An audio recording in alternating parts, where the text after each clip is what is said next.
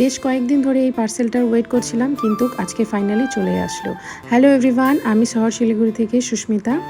আর এই পার্সেলটার আমি অপেক্ষায় অনেকদিন থেকেই ছিলাম, কিন্তু আজকে যেহেতু সানডে আর হঠাৎ করে পার্সেলটা চলে আসায় আমি ভাবছি অন্য কোনো পার্সেল আসবে। আমার যেহেতু আরও অনেক কিছু অর্ডার দেওয়াই আছে, তাই ভাবলাম যে হয়তো অন্য কিছু আসবে। কিন্তু যখনই দেখি যে এই পার্সেলটা, আমি তো একদমই খুশি হয়ে গেছিলাম।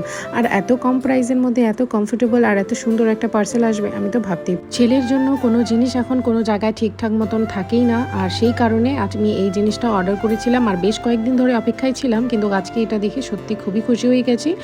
যেহেতু রবিবারের দিনটা, সেহেতু বরকে বললাম যে যেহেতু পার্সেলটা এসেছে রবিবারের দিনটা, তো তুমি তো আছোই, তো এটা সেট করে দাও। বর বললো না, আমি এত দিমাগ লাগিয়ে এটা সেট করতে পারবো না। হ্যাঁ, ঠিকই বলেছো, এটা একটু দিমাগ লাগিয়ে সেট করতে হবে। ফার্স্ট আমিও অনেক ভুল করছিলাম, কিন্তু তারপর দেখলাম ভেবে চিন্তে এটাকে সুন্দরভাবে রেডি করতে হবে, কারণ এটা সেট করতে গেলে সত্যি একটু দিমাগ লাগাতেই হয়েছিল আমার। হ্যাঁ, তোমরা ঠিকই গেস করছো, এটা কিন্তু শু র্যাক। আর শু র্যাকটা যে এত ভালো আসবে এত কম প্রাইসে আমি তো ভাবতেই পারিনি। আর তারপরে তো তোমরা দেখতেই পাচ্ছ একের পর এক র্যাক সাজিয়ে আমি ফাইনালি এটা রেডি করে নিলাম। আর তারপরে এটাকে কভার করার জন্য কভার দিয়েছিল, আর এটাকে সুন্দরভাবে কভার করে দিলাম, যেহেতু কোনো জুতোর মধ্যে কোনো ধুলোবালি না যায়।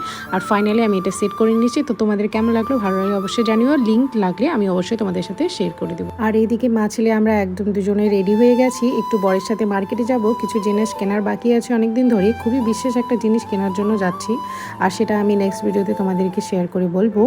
আর এইদিকে তো ছেলে আমার সাথে খেলতে খেলতে আমার চশমাটাই ফেলেই দিয়েছিল, দেখতে পারলি। আর এদিকে মার্কেটে এসে ছেলেকে নিয়ে হাঁটতে হাঁটতে এতটাই গরম লাগছিল যে তারপরে কুশিয়ারের রস খাচ্ছিলাম। আর এইদিকে ছেলে তাকিয়েছিল, তাই ভাবলাম ছেলেকেও একটু টেস্ট করিয়ে দিই। যেহেতু বরফ সেরকম একটা দেওয়া ছিল না, তাই অল্প একটু টেস্ট করিয়ে দিয়েছিলাম। আর তারপরে এদিকে চলে এসেছিলাম, স্লিপ কেনার বাকি ছিল আমার, তাই ক্লিপগুলো কিনিয়ে নিলাম। আর তারপরে তো ছেলে একদম যেই জিনিস আমি ধরছি সেই জিনিসই ও ধরছে, সব জিনিসগুলো নিয়ে নিয়ে ফেলাই দিচ্ছিল, কি বলবো। আর তারপরে বাড়ি আসার পথে একটু খিদে পেয়েছিল হালকা ফুলকা, তাই স্ন্যাক্স খেতে আসলাম একটা ছোট্ট মোটো রেস্টুরেন্টে। আর সেখানে এসেই এদের চাউমিন মোমো অর্ডার দিয়ে দিয়েছে বর অলরেডি। এখানকার মোমো নাকি খুবই ফেমাস, তাই বর এই রেস্টুরেন্টে নিয়ে আসলো মোমো খাওয়ানোর জন্য।